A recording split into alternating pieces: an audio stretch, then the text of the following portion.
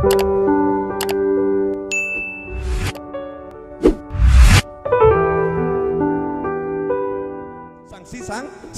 Dari situ ulama mengatakan hukum bersolawat bukan sunnah, solawat itu hukumnya wajib. Ini harus diingatkan, solawat itu bukan amalan sunnah, solawat itu amalan wajib, wajib hukumnya. Cuman kewajibannya beda-beda. Ada yang mengatakan wajibnya setiap duduk 1 kali, ada yang mengatakan wajibnya sholat ketika ada tahiyat akhir harus ada solawat. Ada yang mengatakan wajibnya ketika khutbah Jumat. Jadi khutbah Jumat nggak pakai solawat nggak sah, nggak diterima oleh Allah Subhanahu wa Ta'ala, nggak diterima oleh Allah, nggak diterima oleh Rasul. Walaupun hebatnya luar biasa, tetap tidak sah kalau nggak pakai solawat. Oke.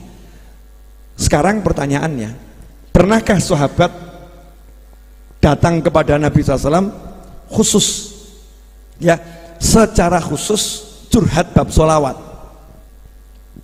Pernah. Hadis tentang pertanyaan sahabat Ubay bin Ka'ab radhiyallahu anhu. Ubay bin Ka'ab itu datang menghadap Nabi Muhammad SAW dan mengatakan, ya Rasulullah, saya ini doyan solawat. Dah gitu terjemahan bebasnya, saya ini suka sekali bersolawat kepadamu. Enaknya kalau saya lagi doa, solawatnya itu berapa persen? Contoh ya, contoh. Orang doa itu kan disuruh muji-muji Allah, solawat, terus minta.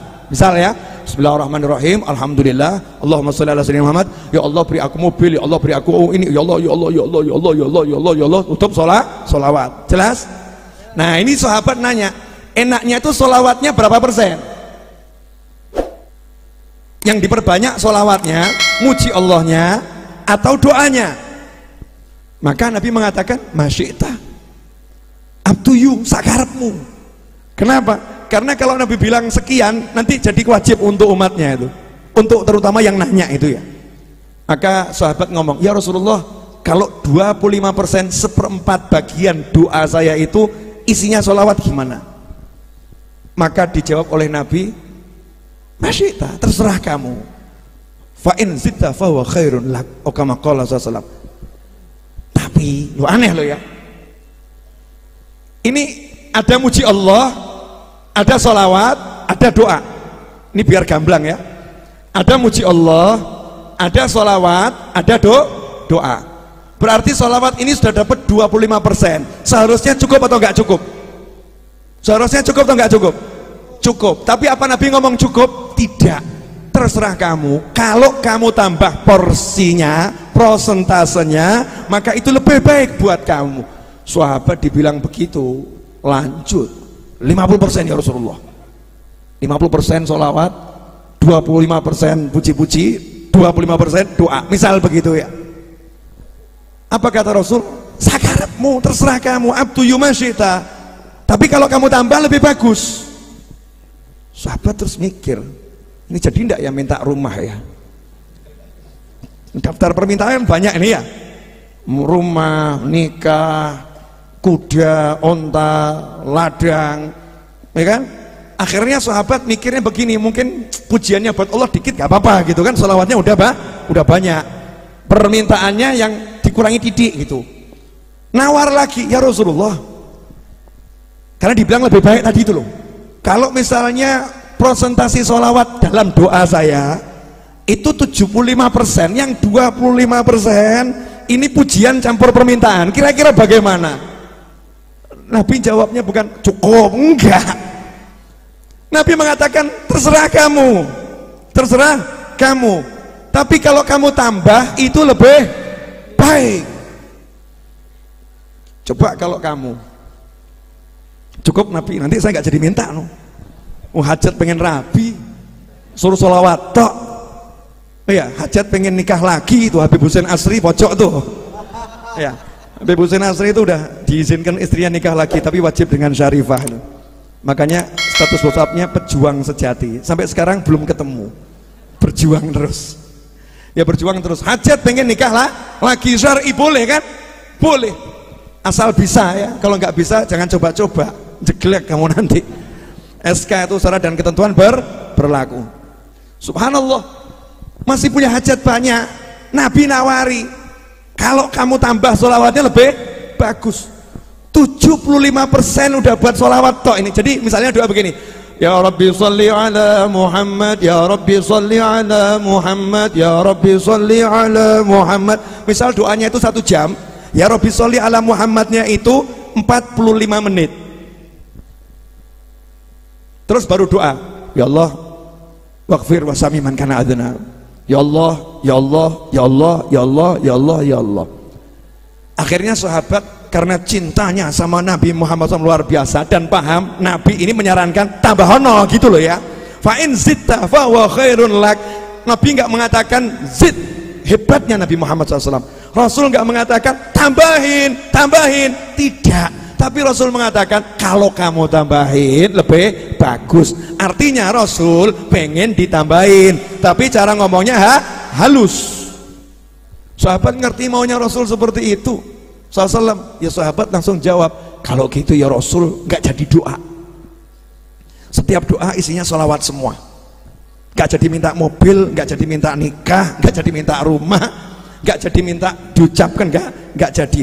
Udah cukup hajat dalam hati, pokoknya pengen disimpan dalam hati. Ini mulut ya sama jiwa gemuruh bersolawat 100%. Total saya pokoknya kalau habis sholat, habis apapun doa saya isinya sholawat toh. Belum ada toh? Udah praktek itu kamu. Ini Ubay bin Ka'ab belum muncul lagi orangnya. Radhiyallahu anhu. Nabi jawab, idzan kalau betul itu kamu lakukan, apa yang ada dalam hatimu, hajat model apapun diwujudkan oleh Allah Ta'ala. Masya Allah. Dan dosa-dosamu diampuni oleh Allah Subhanahu Wa Ta'ala. Ini hebatnya di sini. Kenapa Nabi langsung mengatakan hajatmu diwujudkan oleh Allah Ta'ala? Karena hajatnya dia itu semua dianggap kecil. Yang besar nabinya Muhammad SAW, yang besar mengagungkan Rasulullahnya, yang besar sholawatnya, yang lain kecil, yang lain kecil, sehingga dia cuma ketek dalam hati sebetulnya pengen ini, pengen ini, pengen ini, pengen ini, pengen ini, tapi nggak ngomong, sholawatnya jalan terus. Dan itulah yang dipraktekkan oleh para habaib dan para kiai ahlus sunnah wal jamaah, mengajak santrinya, mengajak masyarakatnya, duduk kamu, gak usah minta apa-apa, baca Nariyah 4444 kali, duduk kamu, gak usah minta apa-apa, baca Munjiah 1000 kali, yang penting hatimu punya niat pengen sesuatu, karena hati kan pasti ada keinginan. Duduk kamu baca Maulid Simtudurar dari awal sampai akhir, dah gak usah minta apa-apa, nanti Rasul yang akan memintakan sama Allah. Idzan kalau begitu hajatmu kabul, dosamu diampuni. Masya Allah. Keren atau enggak keren? Ajib ya. Hajat saya malam ini simple. Buku yang saya jual laku habis. Ini promosi terselubung sekaligus terang-terangan ya. Boleh dilanjut? Terakhir,